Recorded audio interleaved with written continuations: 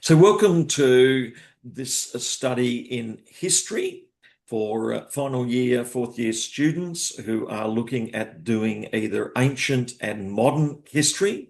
In this subject, we're going to seek to interact with the students, find out where your interests are, find out where you'll get most value out of your studies, and where you'll be able to prepare some resources that you'll be able to use in your teaching. And the three assessment items are designed to help you with your future teaching opportunities. So the first task, which is going to be the last one that you'll hand in, is going to be a So there's multimedia presentation. Actually, it's in the reverse order here, isn't it? yeah, Yeah, different so order. the last one you hand in is going to be a multimedia presentation. And then the second last one in week 9 is going to be a unit of work, which has got a number there, which is 2,000 words. But the first one you do, which is going to be due in week 5, is going to be the lesson plan sequence. And if you see any variation in week 5 or week 6, then ask me the question. We can discuss which one of those we want to focus on with that, because there's a couple of different records online, and we'll have to tease that out. So in your first assessment task, you're asked to develop a lesson plan sequence of 1,500 words in which you select an ancient or modern history topic. And already you've established some topics that you're interested in. And then you design and construct a classroom ready lesson to introduce the topic about the unit of work that's coming up. And so you'd look at the New South Wales curriculum, possibly at the Australian curriculum.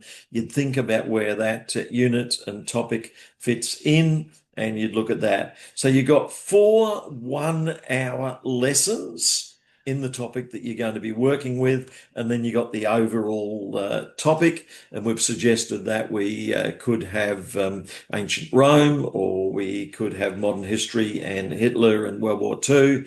And so you choose one of those topics, and you develop the topic, you develop that. So you'll have to have a look at what the New South Wales curriculum is asking. Is it year 11, 12, and some of the background? And then you want to also think about what's some interesting ways of stimulating interest for the students. What's some curriculum questions? What do you think is going to be the major thing that they get out of it in terms of skills, in terms of knowledge, and everything else that's involved? Josiah, your questions and thoughts. Yes. Just from the get-go, Moodle has two contradictions with the student handout. First, being well, three if you include the order. So assessment three, right? Talking about the presentation. So our last assessment, is worth 30% on the handout, whereas on Moodle it says it's worth 40. Yeah, So so I'll clarify that. So I'll have to have a closer okay. look at that. Yep. Okay, and then also the word count on Moodle is another 500 words, whereas on here, so it's 2,000 words on Moodle, Yeah, so they 1,500 come from here. 2 editions of the course, and so we're going to have to check the word count. And so next week or later today, we'll get back. Probably next week, I'll clarify the word count and clarify the percentage there. Yeah, Yep. And if you spot I've any other differences between them, because they come from 2 different editions in 2 different years. Yep. yeah, well, I've Yep. historically found it helpful if we just pick one as gospel. So like whether that ends up being either Moodle the Yeah, or the certainly at the handout. moment, I'm keenest on this document in that I Okay, think cool. because it gives most detail, that's the Yeah. best one to work It'd with. just be Yep. helpful if, like, next week when we come back, Yeah, we can say, hey, let's focus on, well, next fortnight when we come back, we can say, hey, this is the true one. It would be helpful. yeah. But yeah, Let's thank keep that you. in mind and clarify that for sure. Jasmine, your questions. I just have a few on the I've done this assessment task a lot, and Yes. every lecturer that I've had has very different expectations and interpretations of the same thing. And so I just want to clarify a few things for you, with you. The first thing is the word count. The last like 4 times I've done this assessment, the lecturer has allowed us to keep each lesson plan, which in this case is there 6? four lessons and then a pre-lesson and a post-lesson Yeah. lessons. The lecturer last time has allowed us to keep our lesson plans within 2 pages each lesson. The reason why they've done that is because 1,000 words is impossible to write 6 lessons with and put all the information in that you guys need. So that's my first question. How Yeah. much you're letting us have for it? Yep. So in answer to that, we'll keep working on that possibility. One possibility I can work with is an appendix. And so if you were to do, so you don't have a lot of word count to work with here, 1,500 words. If you want to do the whole 1,500 words on discussing curriculum and planning and background and all of that, you could actually put all 4 lessons in the appendix and it wouldn't come into the word count. So That's there would be not various ways that I'm happy to work with you. So if you see the major thing you're wanting to have in the lesson, what you put in the lesson, and then if you put in, as you said, a couple of pages on the lessons themselves in the appendix, and then if you want to then cut and paste material out of the appendix into your 1,500 words, then I'm happy to work with that. And So effectively, yes, just yep, clarifying, it's only yep, so in every time I've done this before, it's been 500 words for the justification. That's been set. We're supposed to yep, stick to 500 words. And then the 1,000 words is on just the lesson plans, unless it asks for a unit of work. And then we're talking about all the other unit of work stuff. From my yep, interpretation, it's just the lesson plans, the pre-lesson, and the post-lesson that we're talking about, right? yep, yep. You can do that. Okay. Can we perhaps read the assessment first? Because the assessment very much says that the justification should only be 500 words, and Yeah. that the lesson, it's a part A and a part B structure. So if we read it through, perhaps that would be Yeah, yeah. a No, that helpful sounds good. And foundation. then I'm offering you the possibility that if you find you're running out of words, which can easily happen, then you can use an appendix to get around Okay. that. And your Thank appendix you. can have, yeah, you can put whatever number of words in the appendix. Another thing you can use at times is if you publish something sort of online or whatever, and then reference it, those words don't strictly count in what you're actually putting forward. And I've seen students do that before. So if you actually put something out there and then you reference your own work, then there are various ways to get Okay. around the I word might count stick to question. the appendix because that sounds Yeah, that sounds that tricky. sounds much easier, doesn't it? Yeah. The only other thing that I wanted to Yes. ask, sorry, I thought we'd already gone over the assessment task, so that's why I was Yeah, no, keep going. Your other question? Yep. the only 2 other questions that I had was A, how much detail are you expecting in the lesson sequence? Because the last few times the lecturers have been super good in going, it's unrealistic to have a ton of detail, keep it to a minimum. Like, do you want behavior stuff in there? Do you want classroom specific stuff? Do you just want a very general overview of the content? How much do you want in the lessons? That's my first question. And then the second question is, what do you want us to explicitly reference in the justification? Because I've been marked down before for not explicitly referencing the general capabilities, and some lecturers then don't care. So just wanted to double check those 2 things. Yeah, so on the first question, you're quite right. World War II, there's so much detail, there's no room for hardly any of it. So the real questions are questions like what are the key issues that are important? And I think issues like power and how students themselves wrestle with relevant questions such as what's the nature of power? How's it apply in the classroom? All of those sorts of things, I think, are probably a bit more detailed than where was Hitler born and all of that sort of thing. So, and again, the appendix gives you a way of referencing that. Sometimes footnotes can give you a way of moving material that you don't have detail there. So you've got to think through if you're presenting a class over, say, 10 weeks, what's really key. And a lot of the detail you don't need to have written out in that you can say this is where it can be found, and this is the encyclopedia article where it can be found, and this is the video that you can show. And so I think really what you're wanting here is references to videos that are interesting, and then you want to really discuss the important classroom issues. So what are the important issues that you see as important? And if as a Christian, if you're talking in a Christian school, what's the relevance to ethics? What's the relevance to Christian questions in terms of behavior? What's the relevance to behavior questions, to ethics questions? All of those things there, I think, they're the important things for you to dwell more deeply into as a teacher. And so again, the appendix gives you an opportunity to put a bit of detail out there. And again, only the detail that's most relevant, the rest can be references. Yeah, Jasmine, further? And then that was just my second question, just the explicit references in the justification. Like, do you need us to explicitly reference general capabilities or like differentiation, or like what specifically will we get the most marks for in referencing out in the justification?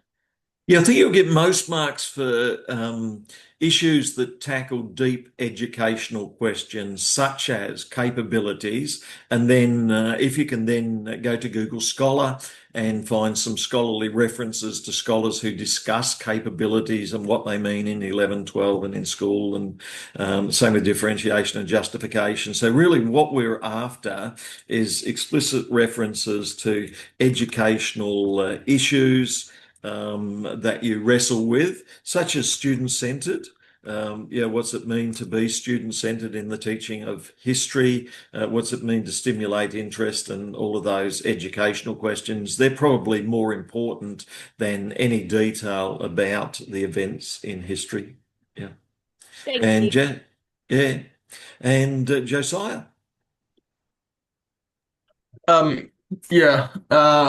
With regards, thank you for your clarification on the justification. I found that helpful. With regards to the lesson plan format itself, the thing that I'm still a little uncertain about is a lesson plan structure, right? The concerns about a word count in a lesson plan structure is the fact that you have a table, and a lot of the table, like, because you have a template, and within that template there's a lot of words that are wasted with like certain outcomes, and having, you have to list all your equipment, which is kind of a waste of words. So I found it helpful in the past when we've had the 2 pages per lesson guide, because it kind of it makes it a little more clear how much we should have, and it kind of shifts the emphasis from total words to like being able to focus on the content a bit more. And again, you could have within your presentation, you could have a short lesson plan, which could just be 1 or 2 pages, and then you could have an appendix with a longer lesson plan where you'd have the freedom for those words, and that would overcome the word limit problem. Yep. And You're clarifying the word limit as something of a problem and clarifying the solution as just do more work than is reasonably expected. I feel like it's unreasonable to say, hey, write 1,000 words in your lessons and then say, oh, but just put an extra 3,000 in the appendix, because I feel like that it means we're getting marked on things that we like on to an unreasonable standard, and isn't actually the general following rule the is you don't guide. get any marks for the appendix. Okay, So that's the helpful. appendix Thank is you. more your only, that's your resource. And Right. so you're doing it for your own interest. Yep. Okay, sure. That's helpful. Thank you. Yep, sounds good. So that's given a background to assessment task 1, which we've noted only gives you 1,500 words to work with. And we've noted that most of those words should be addressing educational questions. However, the real interest in some ways is the content, which could be Rome or it could be Hitler, etc. And you can play around with that and put that in the appendix for your own interest, because you won't get many marks on that. But that's where you'll be wrestling with things. And I think sometimes you can write 16,000 words of waffling on and so on, but that's what you save yourself. for later work, and then you hand in the 1,500 words, which is really edited down. The Australian historian Manning Clark always said that he wrote 3 times as much as he ever published. And so when he did a history of Australia, he'd write 3 times as much, but then he'd edit it down. Ironically, he had his wife who did a lot of the work for him. So she did a lot of the work and he did the gathering of material. So if you've got a wife or a partner who can do a lot of the work for you, I don't know whether you have to acknowledge that in your assignment. But Manning Clark certainly did that. So you've got to select a topic of your choice. Then you've got to construct these 4 one-hour lessons, and then you've got to think about concepts and skills that are going to be central to that. And this is week 6, and we are interested in the justification, and we are providing a rubric there as well. Now, there seem to be some numbers missing here, isn't there? So I'll have to chase that up. So we've got a connection between the capabilities and the priorities that you should look at. We've got a consideration of differentiation that you should look at, and also diversity in the classroom. And again, you probably should pick just a small number of areas to focus on. You can't cover it all, and better to cover a small number of things in depth and rather than try to cover too much. Any other questions about lesson 1 that we can start working on? And then in 2 weeks' time, we'll put some more detail in. If you want to send me a draft at any stage, then happy to look at that, and that could be right up till a day or 2 or 3 before it's due in, and that could give you some feedback ideas there. I think a key thought is follow that which you're interested in, follow that which you could find useful that you'll be able to use in the work you do as well. In your next assignment, which will be due 4 weeks after that, you're asked to now prepare a 5-week unit in either ancient or modern history. And you could go a bit further with the similar topic, but you can't repeat material that you've got from one in the other, or you could choose another topic or in ancient and modern history, or you could choose sub-themes that you find interesting.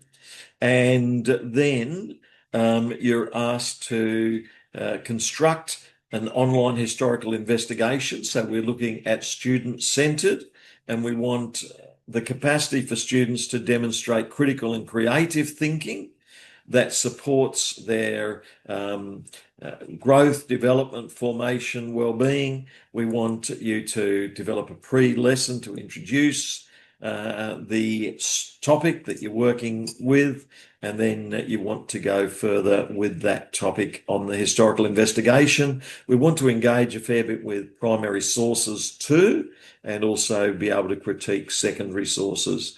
Jasmine? Sorry, I have so many questions. Good. This is similar to the last one. I'm very concerned about the word count for this assessment task. And Yes. heard from you before is that we can add all these extra things into the appendix if we want to, but they don't give extra marks and they don't do this and this and this. So if we want to get marks for it, we have to put it in the body of the assessment task. We will not be able to do an outline of a unit of work, a historical investigation, a pre-lesson, and a student-ready assessment task in 1,500 words.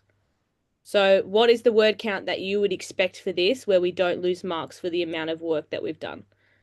Yeah, you're allowed more around about 10% or so. Even with 10%, that's only that's not going to be enough words. That's not going to be enough. Yeah. I guess the thought behind it is that they always want you to be able to condense what you're really wanting to say. And I guess that's always a challenge in what we do. Even when you go for an interview or something, you're always under that pressure to be able to give your life history in a short amount of time. So I guess Have you marked this assessment before, and have any student been able to do it under the 2,000 words and still get a decent mark for it? I think they have. Um, you certainly have a glimpse at what they do in the appendix, but you don't really, the mark comes from the depth of analysis that the student is doing. And But so there's only usually the 500 student, words. There's only 500 words to do that depth of analysis because you're only doing that in the justification. yeah, no, I think you're carrying it all the way through. So I think, as we said, say with the Hitler, you're picking up on probably one, and as well as that, three or four key ideas that you're working with there. Certainly, there's the historical questions that need to be addressed. You know, how does Hitler rise to power? But then there are other questions that you could be reflecting on. There's psychological questions, philosophical questions, Are we all doing sorts that? of, yeah, Sorry, are we doing that as a yeah, lesson plan? Because typically a lesson plan yeah, doesn't go into a lot of depth in that. And if we do go into a lot of depth in that, which yeah, is you're saying is what we need to do, again, yeah. it kind of goes in a cycle. It does, it does. And so what I would be doing would be I'm choosing the topic that I'm passionately interested in and I think is most interesting. And and so certainly I think World War II, Hitler and such forth is very interesting because there's such interesting questions it raises. And then I would be choosing no more than about three or four key questions and issues that you think are there. And so you've really got one idea that you're wrestling with and two or three other things that you're looking at wrestling with as well. And then you're going to be looking at how you're going to wrestle with that. So which topic are you thinking of working with again, Jasmine? Probably something to do with Rome. Yeah, Yeah. yeah. And what would you say is the I know what you're saying. I understand what you're saying. I'm just struggling no, to relate that to that's what good. is Yeah. asking And us to what would you do. say is the one key issue and the two or three key issues with Rome? What does it teach us? Where do students get into thinking a bit deeply about Rome? What would you say is the key issue there? I mean, you can look at the Julio-Claudians and you can argue about succession. You can talk about the power and balance of the elite and like the Roman emperors and their imperial family. You can talk about that. Yeah, so I think that's certainly one of the key issues, and you could run along that whole line of elite and then others. I find that particularly interesting in Roman society. Is it healthy to have power in the hands of a few, and then you've got the Senate and others, and there's a whole heap of questions raised around that, and so I think it's worth thinking through what's worth exploring over the next 4 or 5 weeks there and thinking how can we best explore issues of power and elitism, which carry through every society. And then I think you could even have a little reenactment in the class of power and elitism. And is it right that if you've got a class of 30 students, that five students could be the student council for the class and that they could have all power and they could decide who goes to lunch when and who has what for lunch and all of that. You could really play with that whole question. And Plato felt that the elite should make the decisions of the world. And even today, the people in Canberra think that the people of Canberra should make the decisions of Australia, and that's why there's better roads in Canberra than anywhere else in Australia, and the people in the farming areas have questions about it, and people in Newcastle have questions about it. So I think I would start with the question. What do you see as important in the discussion on Rome? And then you really will want some strong historians. You really would want to find who is a good historian. Probably. So probably you want maybe three or four historians Yeah, who Tacitus, are really good, Aeneas. strong historians on Rome. And then you also want some primary sources. And so you could even have, these primary sources that students could read. And so I would say that's the core of what you're wanting to do here. And I think you then want to work with your 1,500 words on wrestling with those sort of questions. How do we get some sort of understanding of what's going on in ancient Rome and how it applies to our understanding of power and elites today?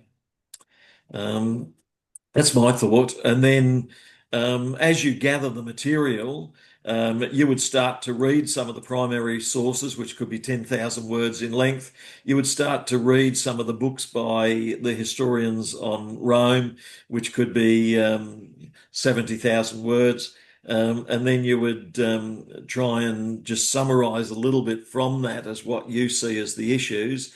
And then I would be thinking about, in teaching this, how do I make this unit of work interesting, captivating, relevant, come alive for the students? And so I'd have some resources there. And I may not have enough space to include those resources in the 1,500 words. So I could have in the appendix, I could have maybe 10 or more videos, and I could have some class activities and things like that in the appendix. And then I could just simply have a one sentence reference to them in my assignment. Yeah. That's my thought. And then you could do it in 1,400 words instead of 15. But I would never go less than the 15. And I'd probably go 100 words over, perhaps. But I tend to get into trouble for writing too many words. Yes. But usually the marks come from the depth of thought, which comes through, and editing. Some people would say that you could give 50% of your time to editing. I don't know that I ever quite get disciplined enough for that, but the thought there is it's often the editing gives the finished product that does well. Yep. Josiah, your Beautiful. questions. Thank you for your clarification. Is there a chance I could potentially, because I feel like a lot of our questions regard like the formatting and depth and kind of like what we're looking for there. Is there a chance I could potentially share my screen and we could briefly scroll through like an example of what we've done in the past, and you can tell us if this is like a suitable level of detail or if you're looking for more emphasis on behavior management or this sort of thing. I do have one ready if Yeah, that's yeah, pop helpful. it up. Yep. So I think Beautiful. I've All just right, I think I allowed it. may need you to stop sharing. Yeah, Let no, me I've see. clicked on multiple participants can share. So I think that should allow it. Yep, there we go. Can we See if see it that? works. But Can I anyone can't. else see that? Oh, No. anyone So else? let Desmond? me Jazz can try. see it. Yeah, I can There see we Try. it. go. Cool. All right.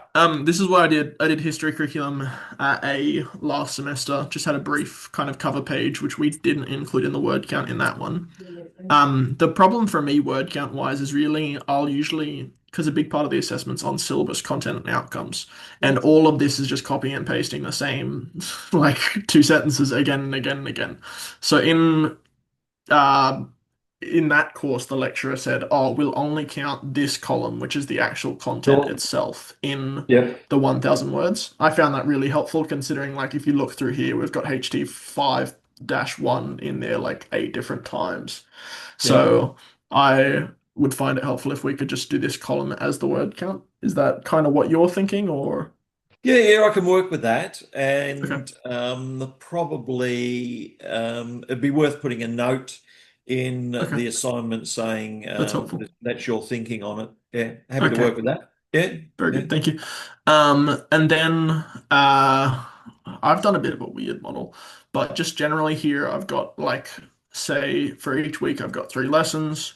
Each lesson is maybe like 6-ish dot points, and it's just three on here's the content I'm covering with the resource. There's no emphasis here on like there's no emphasis here on like behavior management at all. Like I don't say anything about teacher roams the classroom doing this or that because in this course the lecturer was like, no, a lesson plan is about the content. It's not actually about behavior in that way. Um, what are Yeah, your I'd thoughts agree on with that? you. I'd agree with you on Okay, that. In that, I good, think behavior management can be a separate topic. This is great, about the core of what you're wrestling with here. Do you want to just, great. as you say, this really is the content. And so, Mhm. if you've got 1,500 words, then obviously you could use anything from 500 to 1,000 words on this content. And then you've Sure. then got 500 to 1,000 words to wrestle with other things that you're wanting to look at. Yeah. Did this one also have lesson plans in it, or is that a? I know some units also have a lesson plan, or am I missing something? Yeah, so this one also has a pre-lesson, like Mm, basically a fleshed out lesson one. yeah. Yeah. So that also kind of does weird things to the word count. It So does. what did I Yeah. do in this one? In this one, what did we do? Um, that's the assessment. Okay, here's what I did for a lesson plan. And basically, yeah, we just followed that two-page guide for the lesson plan and kind of and similarly with like this is what I was saying with the lesson plan, like all of this faff at the start isn't really contributing to much because it's just part of the table format and the meat's really in here. So I think in this course we basically said as long as this kind of meat section is under 2 pages, they said that that was pretty suitable. Yeah, I'm very happy to work with that. And Okay, again, if you cool. want to add a brief on the first page, just say this is what I expect. And you can say that the meat of the material that you're looking Great. at is in such and such. Okay. For instance, you could choose to focus on just one of the lessons and say the Hmm. others are to fulfill the requirements and examples. And so again, we don't want you sweating out to put too many words together. That's the Okay. other reason why there is the 1,500 word limit, Sure. is that you should be able to get a good mark with 1,500 words. Appreciate that. But at the same time, you often end up having to do double or triple that in order to, get through with the final product, don't you? Yeah. Yeah, Yeah. this looks good. Yeah. And then at the end we just had attack Yeah. like this justification, which was for me 580 words. So just 580 words looking at and that's with some pretty dense referencing. So I Yeah. was probably a little over the word count. Yeah.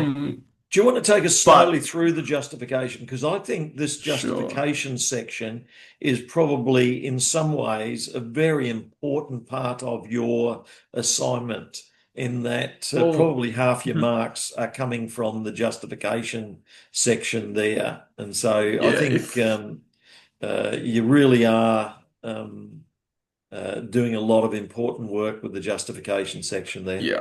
Yeah. So the marking criteria here says that the lesson plan. Oh, sorry, I'm looking at the wrong one. That's the lesson plan sequence.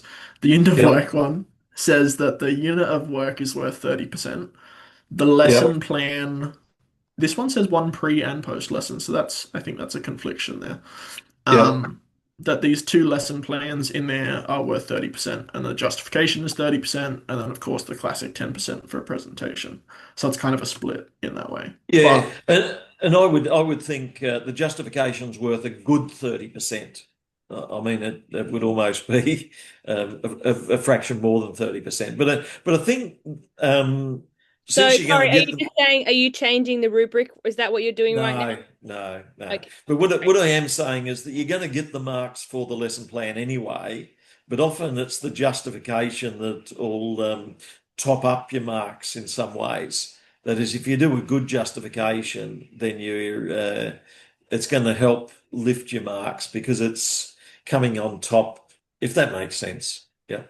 So regarding marking, do you go through and mark in here and do like, oh, they've ticked this box in here, so I'll give them whatever the distinction is of this 30% and then tally it up?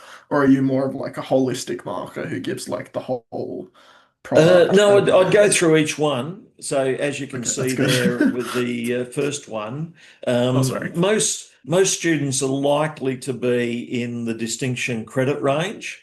And so usually you're thinking through, are they fulfilling the credit criteria or the distinction Okay, criteria? easy. And if they're going towards the distinction and they've got a really good depth of analysis, they've got some originality, they've got some high level of accuracy, then you know they've jumped from the distinction to the high distinction there. And then you would go down to the next, and again, you'd be starting here and you'd be thinking, and then you'd find that over half the class are going to be in the distinction credit range, probably 60% or more. And then you're going to find that around 20% of the class, sometimes it's as low as 10%, usually not much more than 20, 25%, might jump into the high distinction. Sometimes you get no high distinctions. And then you'd also expect a similar number, I find, in the pass category. Now, that's the way I mark. There are some people who start down here in the credit pass category and they give less distinctions and very few high distinctions. Josiah, do you tend to mark in the middle here, credit distinction, or do you mark tough down here in the satisfactory credits area? Are you the tough marker or the middle marker? I guess we'd all like to be I optimistic markers. I try to Yeah. be pretty. I mean, to English marking is a bit weird too, but Yes. like I try to just base it highly on these descriptors. So I Yes. don't really Yes. look at what percentage my students are fitting in, and it will Yeah. I'm vary heavily I'm from class so to sorry to class. interrupt. I'm so sorry to interrupt. I've got to go to my maths lecture now, so Yep. I'll watch the rest of the recording later. Sounds good. Great to have you with Yeah, us, Jasmine. See you in thank 2 weeks. you. Any Yeah, questions at all, send us an email too, and happy to will do do. that. Thank Yeah. you. All right, bye. Yeah. Um, Yeah. so Can I ask, sorry. Lily, Anna, how do you mark? Do you tend to mark as a tough marker down around the pass credit mark, or do you mark as a middle marker around the credit distinction mark when you're down in that rubric area? What is your marking there? Um, Um, yeah. I only just started my about last year. I found I was at either end of the spectrum. I was either Yes. really generous or really harsh. There was no in Yes. I feel between. that. That's pretty good. Yeah. Yes. So Yes. I These are hard to pick. work on that. So I Yeah. probably do start in the and now work my way to either end. Yeah. And I think you have to get a feel for where your school's at and where the other teachers are marking. And as I say, I find in my teaching, I found most people are marking in the credit distinction area. But I get surprised then when I find other teachers are in this tough area. That catches me out. And there are probably people who mark here where they give most of the class distinctions and high distinctions. And for some classes, you can do that. But I tend to feel the bell curve goes like that.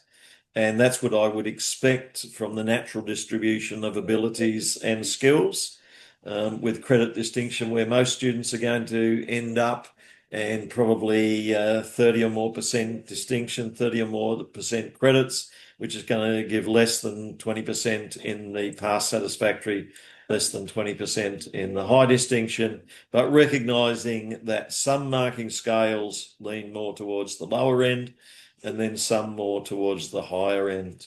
Yeah. And then there's all sorts of thoughts about whether you encourage people by giving higher marks or whether you encourage them to push harder if you give lower marks. There's whole heaps of discussions on that as well. Yeah. But certainly the rubric gives you a lot of clues here. And so for assessment one, we're asking you to develop 4 lesson plans, and we're giving 60% there, and we're giving 30% for the justification. But I would expect some ideas from the justification to flow into the lesson plans. We're wanting the idea of inquiry-based approaches to flow into the lesson plan. So you might want to include some justification as to why we go with inquiry-based. There could be a few sentences on that and scholarly references to that. Then we want some differentiation. I find in classroom differentiation is one of the real challenges, and increasingly so, is that in some schools you're asked to have a huge range of differentiation as opposed to private schools where you might have a lot more people in the one area and level. And again, with the question of diversity there. So these are some of the sort of things you can consider. Yeah. So interacting with well-chosen scholars is, I think, is important, and showing depth of analysis and also engagement with ideas is going to be important. So that's assessment item 1.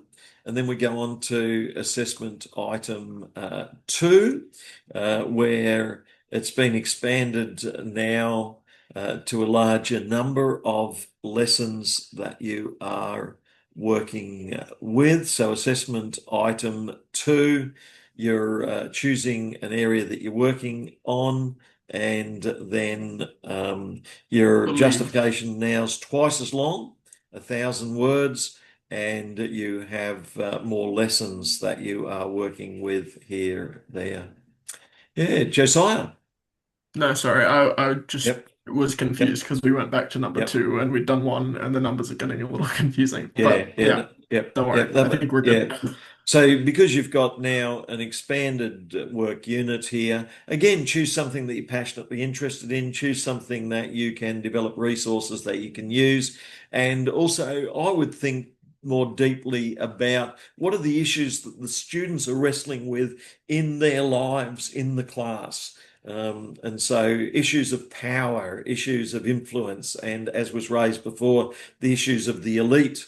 And I find in sport, it's interesting. How do you handle the fact that if you're a sports teacher, that you've got an elite 10 or 20% of students who can do amazing things, and then you've got 80% of students who are struggling a bit, and you've got 20% who are totally not enjoying this because the sport is just so not where they're wanting to be at the moment. They want to be in the library or something. And so, again, you've got these sorts of questions of elite and questions of where we're at being raised. So think about that sort of thing as well. And then assessment task 3, the final one in week 12, and we'll talk more about this in weeks to come. You prepare a multimedia presentation. And then I found the easiest thing to do is you can upload it to YouTube, and you can just hand in the YouTube address, and then you can go to Zoom or Teams or something like that and just record yourself, and then you can put pictures up and lots of material up, and then the real marks there again will come from the analysis. But remember, this is a flipped classroom. And so we're really interested in the students doing the work. And so really your video presentation would actually be guiding the students, and you could actually guide the students to making video presentations. So you could actually flip it right around, and you could do a video on how the students could do a video presentation on the topic of interest in ancient or modern history. And again, we were interested in concepts. We're interested in skills, we're interested in some knowledge, but we're interested in ideas and issues that are raised as well and how it applies in the students' lives. Any questions? Yeah, just wanted to flag again. All 3 assessments have some just like differences in the word count on Moodle versus this. Yeah. So for assessment get the numbers. Yeah. For the end of work, which is assessment 2 on the student handout, it says the student handout says a 1,000 word justification. Moodle says a 500 word justification. It's already a 3-part assessment, so I feel like a 500 would be nicer, but also, it is what it is. So that's worth looking Yeah. into. And then the presentation on here is 10 minutes, and on Moodle is it 10 minutes here or is it 15 minutes? It's 1,500 words, which is usually 15 minutes. That's weird. Yeah. Yeah. Moodle says 2,000 words slash 20 minutes. So just worth clarifying which one we're going with. Yeah, and also perhaps let me know by 2 weeks' time next time as to which you see as most valuable for yourselves. In Right. obviously at two different stages in 2 different years, teachers have sometimes felt it'd be kinder to give you just 10 minutes, and others have felt that it's kinder to give you more flexibility and more. So we're open a bit to what you think will be most valuable to you as well. But if you want me to call the shot as well, I'm happy to do that. So we can work with that, and I'll give some thought to it between now and 2 weeks' time. Yeah, Cool. Thank you. yeah.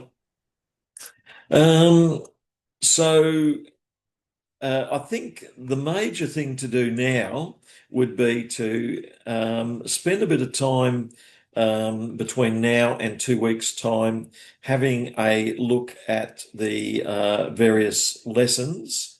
And so I encourage you to have a look at there's 3 preliminary lessons. And in those 3 preliminary lessons, there is the first one is the role of the teacher. So a fair bit is given in this subject to thinking about the role of the teacher, and there's quite a few resources on that. So I encourage you to have a look at the role of the teacher. The argument put forward there is that the teacher is one of the most significant influences on the interest and success of the student. Certainly, different students have different abilities and interests, so that will govern how they go. The parents will influence them, the schools and the resources will influence them, but something like 30 to 40% of the student's performance comes back to the teacher. Actually, that's challenging because teachers match students in different ways. Some students get on well with other students, some are more organised in a very tightly organised fashion. Others are more creative, and some students like it one way, some the other way. But there's a whole discussion here on the teacher's role, and then there are some resources that you can look at. There's the question of the Christian perspective, and I find what's particularly interesting is that some students are highly motivated by Christian perspectives, and in a Christian school, you'll have a lot more of those. And so, Josiah, do you do teaching from Christian perspective or in a Christian school or on the weekend in church world, or where are you at in terms of Christian perspectives, Josiah? Yeah, I've done a fair Yep. bit. At Belmont, we're pretty big on TBD, the transformation by design stuff with the Yep. threads. Yep. Yep. So we use a fair bit of that. Our history head of curriculum is very proactive with it too, which is nice. Yep. And then yeah, I just have a history of, general church service in which I've done similar things. So Yep. So again, in the word count, you could include a paragraph or something on Christian perspectives. The difficulty will be the word count, unless there's an easy way that fits with your topic. It's going to be hard to fit too many words in there. If you really got passionate, you could have an appendix where you could expand on that. So you could have a paragraph in there, and then you could have 1,000 words in the appendix, which sort of wouldn't count for the words, but it would give you a chance to just sort of spend an hour just thinking about the Christian perspective there. And similarly, if there are other perspectives you want to expand on. Liliana, Christian perspectives, and how does that fit in with schools you work in and what you do on the weekend and church and those sorts of things? I work in a public school, so there's not much of an emphasis on Christian education and more Yes. back to Christ. Um, Yes. I try to go to church. Life just gets a little bit busy. I have also moved away from my hometown and only go to one church. So it's a bit much trying to get up every morning to go to church, if I'm honest. And then Yes. try 45 minutes to go to church. And I just, yeah, life. And that raises two important points. Sorry to interrupt, but one of them is one issue then is the place of the Christian perspective in the government school. And so I've taught in government schools where I'm allowed to be very Christian. I taught in one government school where I was asked to take the whole school to church for Easter and to organise a service. This was a government school, and got the students presenting the church service down at the local church and that sort of thing. And that was because the head of the P&F was a very strong Christian, and the headmaster was wanting to impress the P&F. So he leaned that way, and he felt it had a lot of flow-on benefits. So sometimes a government school goes that way, sometimes a government school goes in a different direction, and similar with the parents. Sometimes the parents will support Christian involvement. Other times the parents will go in the opposite direction and get very scared by it. So that raises one question. And then the other question is keeping a Christian faith alive is there are all sorts of interesting ways. I found one of the I've gone through times where you don't attend church so much, though. Often there are other things like at the moment I often attend an online church gathering plus do it, so there's different ways. My daughter and I often listen to a daily or weekly podcast by Richard Rohr and others. And again, that means daily I could have some Christian input into my life. And so there's ways of doing that. So that raises some interesting perspectives there. And you can see here there's some resources on that, resources on student health, child protection, health and safety, which you may want to have a glance at, a brief reflection on it. Certainly, in going forward, it's good to have a policy on health and safety, child protection, all of those as part of your curriculum development.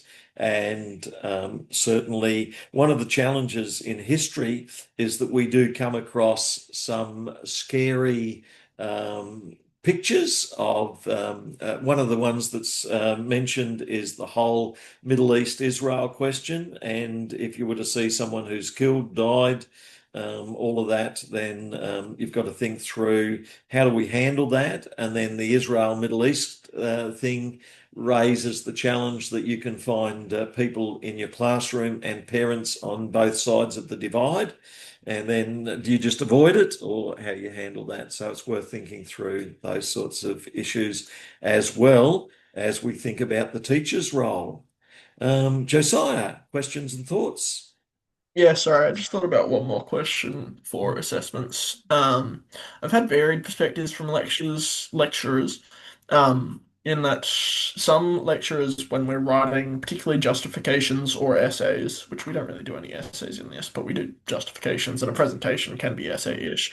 Some prefer for us to really draw mostly like our references from Moodle, and some kind of like it to be a bit more Google Scholared. I've had some who are like 50-50, some who are like just use the Moodle resources because that's what we're assessing you on, like we're assessing you on the readings, and I've had other ones who are like it's good to have general inquiry.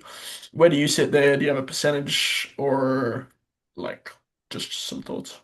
Yeah, I would think probably 50% or Okay. less from the Moodle. Mhm. And that the Moodle has a fair emphasis on curriculum materials from New South Wales.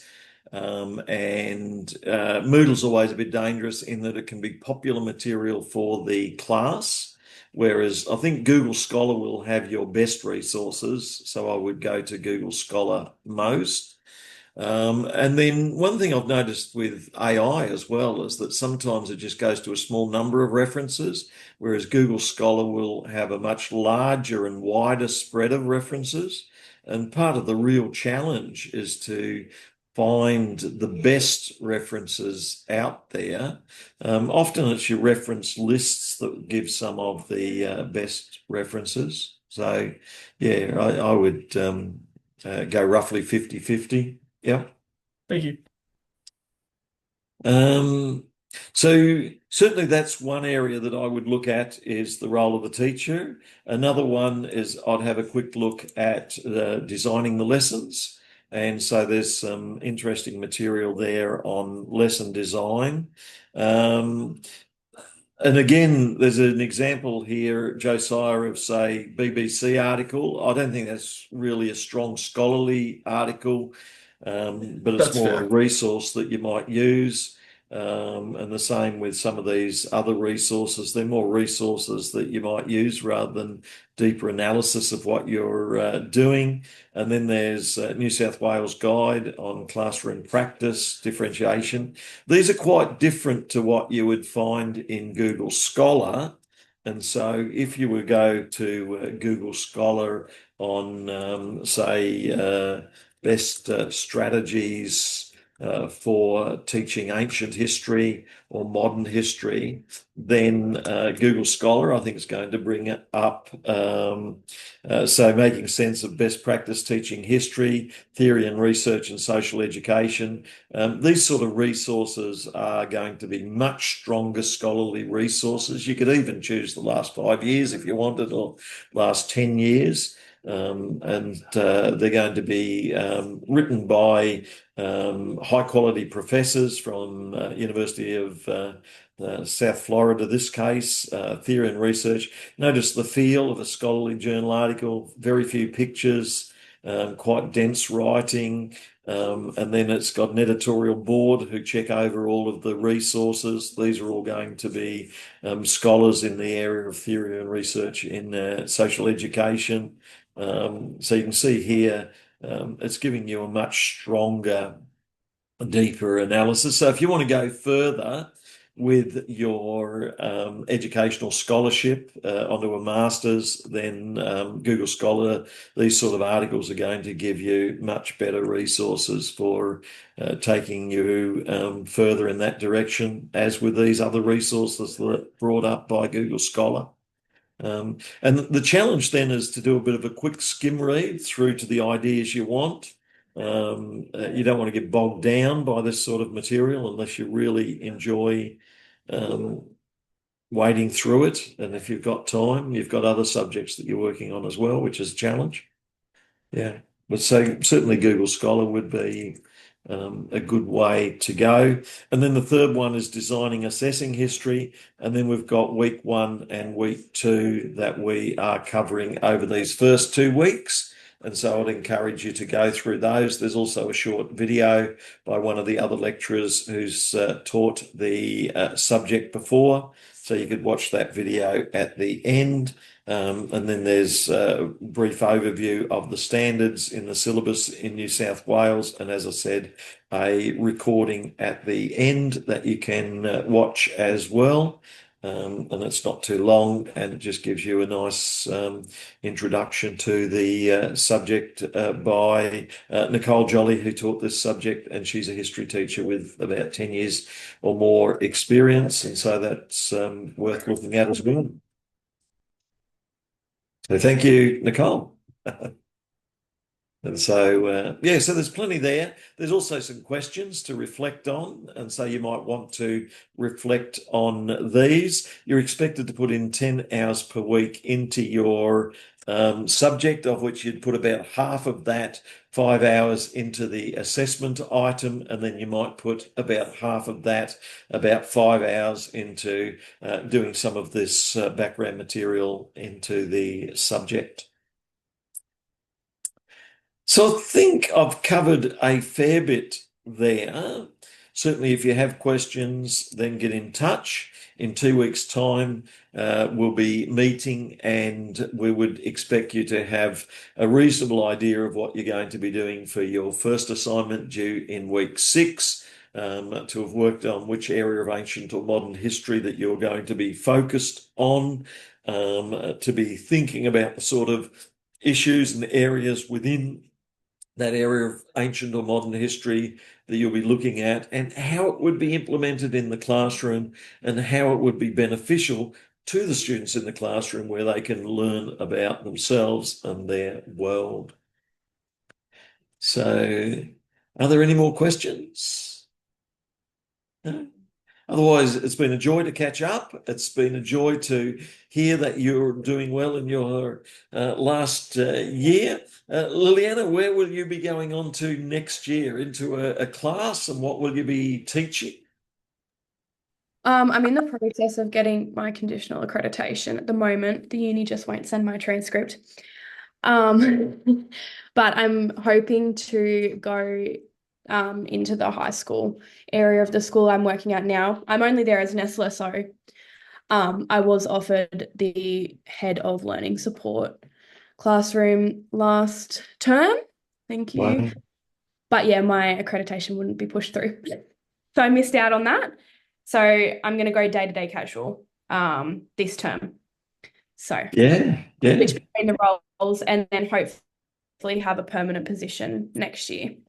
Yeah, and then it's worth thinking about whether you're are highly interested in learning support. I think schools are always in need of learning support people, and so I would encourage you, if you want to specialise in that, and you could even go on and do some postgrad studies in learning support if that was your passion. But there could be other areas to look at. I'd And love then, to go do a Masters of Inclusive Education after I'm finished, yeah, work for a couple of years, and then go back and do my Masters. yeah, great idea, great idea. And then Josiah, and then Eleanor. Josiah, Yes. your area. Sorry, what's the question? Yeah, so what will you go on into, Josiah? Sure. I'm kind of tossing up a couple of things for next year. I mean, Yeah. I'm currently at Belmont Christian College teaching my own classes. I have 3 English classes. I'm Yeah. at 0.6 part-time. Naturally, while studying, I don't really want to be doing much more than 0.6 Yeah. at work. But next year I'll be graduated, so there's the toss-up of whether or not to go full-time and whether or not Belmont will have enough work for full-time me. Or if I stayed part-time, and if I stayed part-time, I'd probably, which I'm leaning towards a little bit, I'd be writing manuscripts with the hopes of becoming a published author by 2030 of novels. That's the goal. But yeah, Yeah, that's the no, goal. sounds great. Sounds terrific. Well worth doing, and I wish well in that. So look forward to catching up in 2 weeks' time. And any questions Thanks, Em. between now and then, send us an email. Thank you. Thank you, Have a good Ashley. night. See ya. Bye.